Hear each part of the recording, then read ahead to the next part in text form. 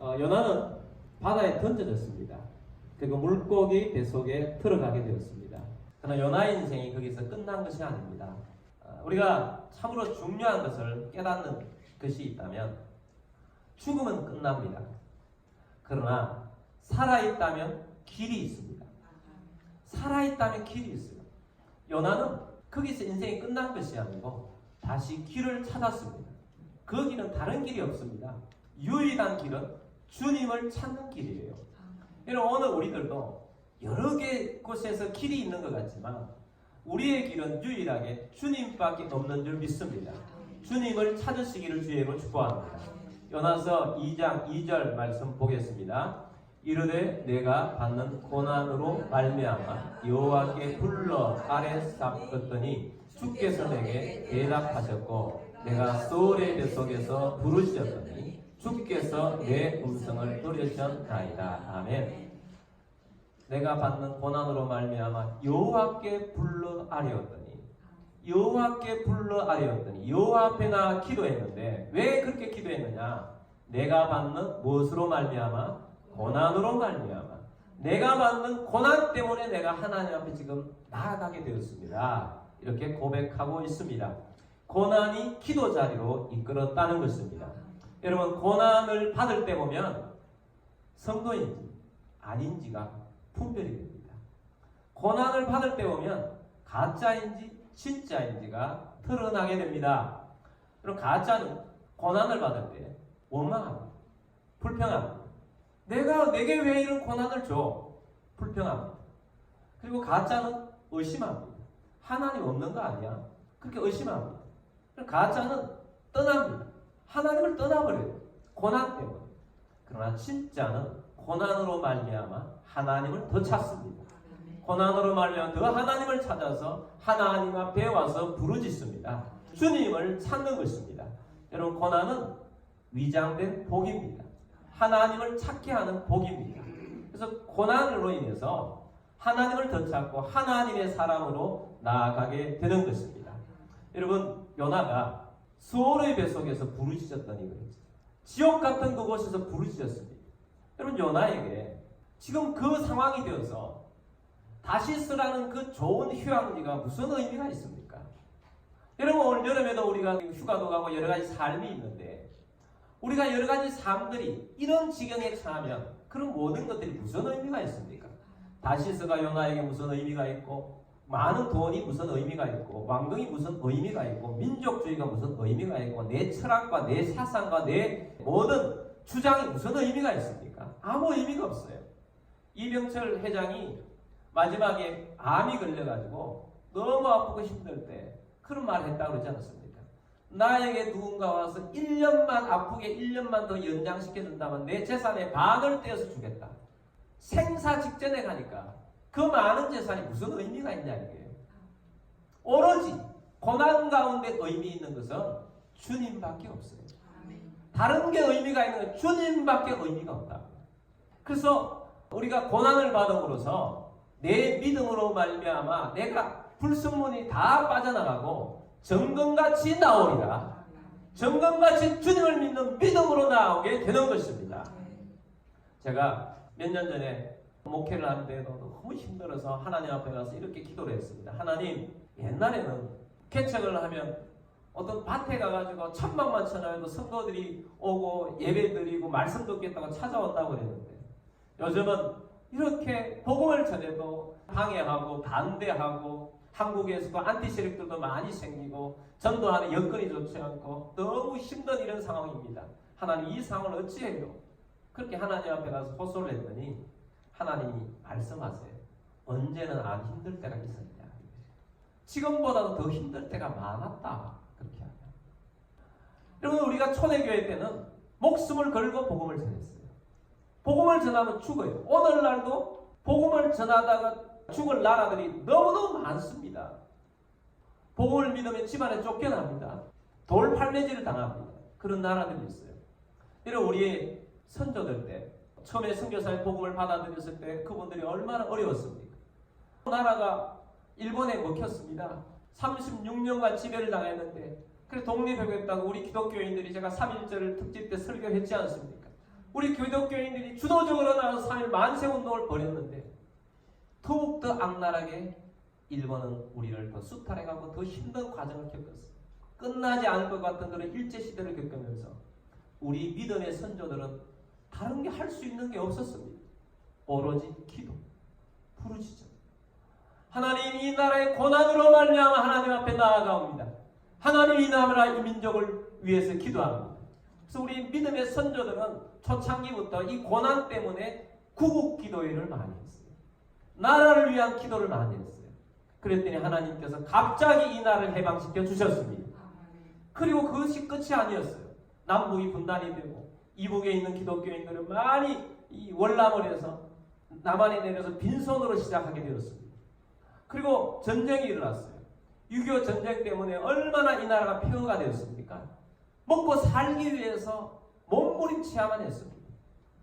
그때 우리 기독교인들은 먹고 살기 위해서 먹을 것이 없어서 기도밖에 할 것이 없었어요. 산마다 가면 기도 소리가 넘치고 교회마다 기도 소리가 넘쳤어요. 기도에 강렬했습니다.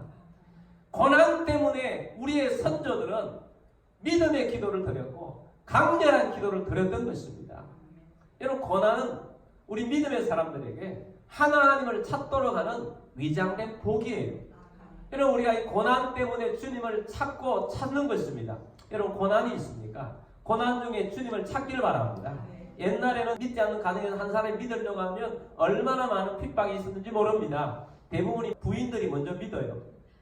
근데 남편들이 얼마나 가부장적이었습니까? 아버지들이 얼마나 가부장적이었습니까? 예전에는 아버지가 자녀를 폭력을 쓰고 남편이 아내에게 폭력을 가하는 것이 자연스러운 일이었어요. 그냥 당연한 일로 다 받아들였어요. 예수 믿는다고 해서 얼마나 폭력을 가하고 심지어 머리를 빡빡 밀어버렸어요. 부인의 머리를 밀어버렸어요. 교회 못 가게.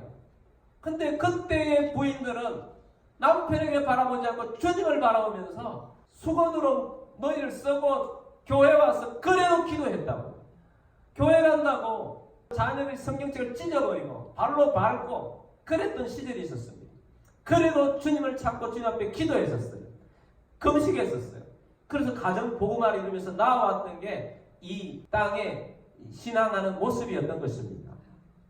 여러분, 고난이 있었기 때문에 강렬한 기도가 있었고 그 강렬한 기도 때문에 길을 찾았기 때문에 주님이 역사하셨던 것입니다. 여러분, 오늘날에는 보면 남편들이 내 조정으로 뭔가 풀려질 것 같아요. 자녀들이 내가 조정하면 다 될 것 같아서 그걸 시도합니다. 여러분, 그래서 안 되는 거예요. 오늘날도 여전히 기도해야만 남편이 변화되고요. 오늘날도 여전히 기도해야만 자녀들이 변화되는 것입니다. 내 상황이 기도해야만 변화가 일어나는 것입니다. 여러분, 기도하기를 주의 이름으로 축복합니다. 그래서 우리가 첫 번째 단어, 오늘 말씀에서 보는 단어는 고난으로 말미암아입니다. 고난으로 말미암아. 근데 고난으로 말미암아 주님 앞에 나아갔는데 중심이 뭘로 이 요나의 생각이 바뀌느냐 하면 주님입니다. 주님 중심으로 바뀐다는 거예요. 3절 말씀 보겠습니다. 주께서 나를 깊은 바다 가운데에 던지셨으므로 큰 물이 나를 둘렀고 주의 파도와 큰 물결이 다 내 위에 넘쳤나이다. 아멘. 요나의 기도에 보면 주께서 라는 말씀이 많이 나옵니다. 주께서 나를 깊은 바다 속 가운데서 나를 던지셨으므로. 요나는 뭐 하려고 그랬습니까? 다시스로 도망가려고 했습니다. 근데 하나님께서 못 가도록 바다에 던져버리셨어요. 그리고 주의 파도와 큰 물결이 다 위에 넘쳤나이다. 그 파도가 누구의 파도예요? 주의 파도. 주께서 내리신 파도예요. 요나가 자기 중심으로 살려고 했다가 누구 중심으로 바뀝니까? 주님 중심으로. 주님이 이 상황을 이렇게 바꾸셨다. 주님이 내게 이런 어려움을 허락하셨다. 주님이 내게 고난 가운데로 이끄셨다. 주님께서 이렇게 하셨으니 이 해결을 하실 분은 누구냐? 내가 아니고 주님만이 할 수가 있다. 그래서 우리가 2절을 다시 보면 이르되 내가 받는 고난으로 말미암아 여호와께 불러 아뢰었더니 주께서 내게 대답하셨고 내가 소울의 뱃속에서 부르짖었더니 주께서 내 음성을 들으셨나이다. 내가 다시 주님 앞에 나아갔더니 주께서 다시 응답하시고 주께서 내 음성을 들으셨습니다. 주님 중심으로 바뀐다는 것입니다. 이렇게 굉장히 귀중한 교훈이 있습니다. 여러분, 우리가 기도를 해도 문제에 집중하지 말고 주님을 바라보십시오. 주님이 얼마나 크신 분인지, 주님이 우리의 삶을 어떻게 인도하시는 분인지, 주님이 내 삶을 통해서 무엇을 원하시는 분이신지, 그러면 내가 바뀌고 내 삶에 하나님께서, 주님께서 어떻게 하실지가 보이는 것입니다. 믿음이 생기는 것입니다. 주님 중심으로 바뀌는 거예요. 그래서 우리가 두 번째 집중해야 될 단어는 주께서입니다. 여러분, 이번에 기도할 때에 주님께 집중하시기 바랍니다. 주께서 하실 것입니다. 주께서 응답하실 것이고 주님이 환경을 바꾸실 것입니다. 주께서 내가 바뀌기를 원하세요. 주님 앞에 나와서 기도하는 영혼들이 되기를 주의 이름으로 축복합니다. 주님이 모든 걸 바꾸세요.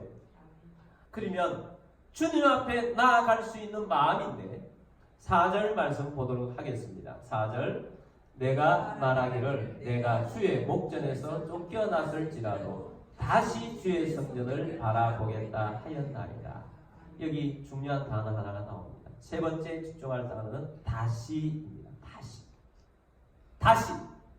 여러분, 선지자가 하나님을 놓쳐버리면 선지자의 삶에 의미가 없어지는 거예요. 선지자가 하나님의 말씀을 외면하고, 선지자가 여호와의 낯을 피하고, 선지자가 하나님이신 소명을 뒤로 한 채 다른 곳으로 간다. 선지자가 살 이유가 없는 것입니다. 그래서 하나님께서 선지자를 물속에 던져버리고 물고기 뱃속에 집어넣어버린 거예요. 그래서 선지자가 생각할 때, 이 지경에 왔을 때, 하나님, 주께서 나를 물속에 던지셔서 주의 목전에 쫓아내시다 할지라도 나는 할 말이 없고, 나를 장당 죽여버린다 할지라도 나는 할 말이 없고, 나를 지옥에 보낸다 해도 나는 할 말이 없습니다만은 다시 주의 성전을 바라봅니다. 다시 주님을 바라보는, 주님이 계신 것을 나는 바라봅니다. 다시의 은혜가 있는 것입니다. 여러분, 세상 어느 곳에서도 우리가 실수하고 우리가 잘못하면 다시 기회를 주는 것은 흔하지 않습니다. 세상 어떤 것을 우리가 다시 기회를 줍니까? 근데 다시 기회를 주는 것은 가정이에요. 가정은 다시 기회를 줘요. 가정에서는 아무리 실수를 하고 실패를 해도 다시 얼굴을 맞대요. 자녀가 잘못했는데 다시 부모님한테 와서 또 요구를 하잖아요. 어떤 때는 참 뻔뻔하다. 근데 그게 가정이에요. 그게 가정이다. 어떤 청년이 운전면허를 따고 아버지가 아끼는 차를 몰래 몰고 나갔어요. 사고가 나버렸어요. 어떡하나? 집에 안 들어갑니까? 기어 들어와도 아버지의 마음은 어때요? 좀 속은 상하고 차는 망가지고 아꼈던 차는 없어질지라도 차는 잃어버려도 자는 잃어버리고 싶지 않는 거예요. 그래서 다시 기회를 주는 거죠. 나무라긴 하지만 나무랐기 때문에 다시 기회가 있는 거예요. 그것이 가정입니다. 하나님이 우리의 아버지가 되어주셨다는 것이 그것입니다. 탕자 이야기 그거 아닙니까? 탕자가 아버지의 유산을 받아 나와가지고 허랑방탕에 다 써버리고 거지가 되었습니다. 근데 다시 돌아오잖아요. 왜? 아버지이기 때문에. 그래서 아버지는 어떻게 합니까? 밉다고 쫓아냅니까? 다시 아들로 받아들여요. 너는 내 아들이야. 우리 집의 아들이야. 하고 받아줍니다. 그게 탕자였어요. 무엇으로부터 출발했습니까? 다시 아버지를 바라고 다시 아버지께 나아갔다는 거예요. 다시의 은혜인 것입니다. 여러분, 우리가 아무리 잘못하고 힘든 것 때문에 내가 잘못해서 실패하고 물고기 뱃속까지 내려갔다 할지라도 하나님은 다시 기회를 주시는 분이시기 때문에 여러분, 다시 하나님의 성전, 주의 성전을 바라보며 하나님 앞에 주께로 나아가는 여러분들이 되기를 주의 이름으로 축복합니다. 다시 나아가면 주님이 응답하시고 주님이 역사하여 주실 것입니다. 그래서 우리가 다시 주님을 바라보는 거예요. 다시 주님을 바라보면 응답 주십니다. 주님 언제까지 기도해야 합니까? 응답하실 때까지 주님 앞에 기도합니다. 다시 주님 앞에 나아가시길 바랍니다. 6절 말씀 보겠습니다. 내가 산의 뿌리까지 내려갔사오며 땅이 그 빗장으로 나를 오랫도록 막았사오나 나의 하나님 여호와여 주께서 내 생명을 구덩이에서 건지셨나이다. 아멘. 내가 산의 뿌리까지 내려갔사오며, 비유르죠요. 물고기 뱃속까지 내려갔어요. 땅이 그 빗장으로 나를 얼마 동안? 오랫동안 막았어. 지금 요나가 기도하는 곳은 물고기 뱃속입니다. 기도할 환경이 아닙니다. 비린내가 많고 정말 구역질이 나고 멀미가 나고 하나님께서 에어포켓을 조그만하게 주셨을 것 같아요. 고개만 겨우 들어가지고 지금 조금이라도 졸면 처박혀 죽는 거예요. 그런데 지금 있는 겁니다. 여러분 그런 환경에서 있는데 지금 뭐 깜깜하니까 이게 며칠이 지났는지 모를 그런 거 아닙니까? 자기가 느끼는 오랫동안 그냥 기도하지 않을 수가 없는 것입니다. 그냥 기도해야만 하는 것입니다. 막았사오나 그러나 기도를 하다 보니까 어느 순간 나의 하나님 여호와여 주께서 내 생명을 구덩이에서 어떻게 하셨다고요? 건지셨나이다. 네 번째 단어는 건지셨나이다. 주님이 응답 주셨어요. 기도하다 보니까 주님께서 여기에서 내 인생을 끝나게 하시지 않고 다시 기회를 주셔서 나를 건지실 것이라는 확신이 들어왔어요.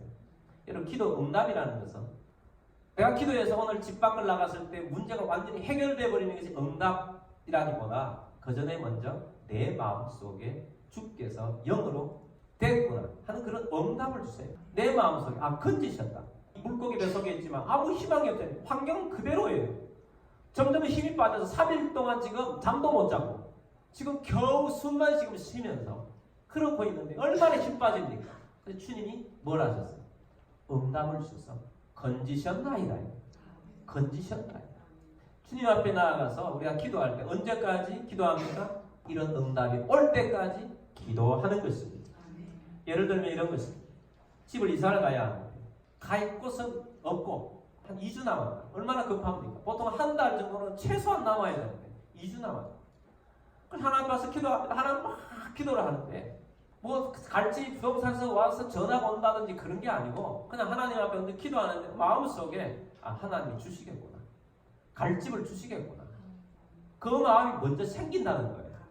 그러면 아직까지 건지지도 않았는데 물고기 뱃속에서 안 나왔는데 요나가 뭘 고백합니까? 건지셨나이다. 그것처럼 하나님이 이사갈 곳을 주셨다. 확신이 서는 거예요. 여러분 우리 부모들은 자녀에 대한 고민이 많잖아요. 자녀를 아무리 내가 해서 뭘 하려고 해도 천하에 안 되는 게 자녀입니다. 자녀 문제가 자녀가 뭐 됩니까? 주님이 해주셔야 하는 거죠. 주님께 열심히 기도하다 보니까 어느 순간 주님이 저 자녀는 내가 이렇게 할 것이다. 응답 한마디면 돼요. 그러면 그때부터 주님이 내 자녀를 인도해 주신다고 하셨다. 잘 될 거다.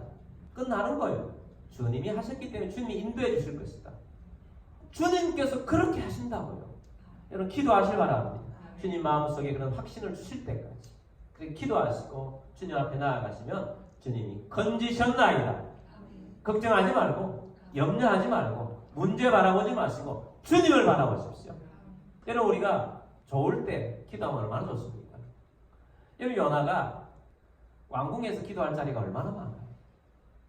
지금은 물고기 뱃속에서 기도할 것이 정말 비참해요. 여러분 우리가 지금은 기도할 것이 이 방에서도 기도할 수 있고 저 방에 가서도 기도할 수 있고 거실에도 가서도 기도할 수 있고 시간을 내서 교회 와서도 기도할 수 있고 소리 내어서 기도할 수 있고 부르짖어도 아무도 말하지 않고 얼마나 기도할 자리가 풍성한데 사람은 고난이 와야 기도해. 이게 문제예요. 그럼 고난이 오면 시간도 없고 뭐 바쁘고 갑자기 막 힘들어져요. 그런 속에도 기도하려고 발버둥 치고 길 가면서도 기도하고 주님하고 찾고 그래요. 그게 축복입니다. 고난이 위장된 복이라니까요. 주님이 건져주십니다. 옛날에서는 이런 찬양을 많이 불렀습니다. 기도할 수 있는데 왜 걱정하십니까? 기도하면서 왜 염려하십니까? 여러분 기도할 수 있습니다. 염려하지 마십시오. 기도하십시오. 기도하면 길이 열려요. 하나님이 역사하십니다. 이제 기도의 응답을 받으면 우리에게 나오는 중요한 단어가 있어요. 5번째 단어입니다. 9절. 나는 감사하는 목소리로 주께 제사를 드리며 나의 소원을 주께 갚겠나이다. 구원은 여호와께 속하였나이다 하니라. 다섯 번째 단어는 감사입니다. 감사하는 목소리로 주님 앞에 제사합니다. 감사하는 목소리로 주님 앞에 예배합니다. 나의 소원을 주님 앞에 갚겠나니 내일 평생 주님을 위해서 선지자로 하겠다고 했던 그 소원을 다시 갚겠습니다. 소원을 약속하고 구원은 하나님께 있습니다.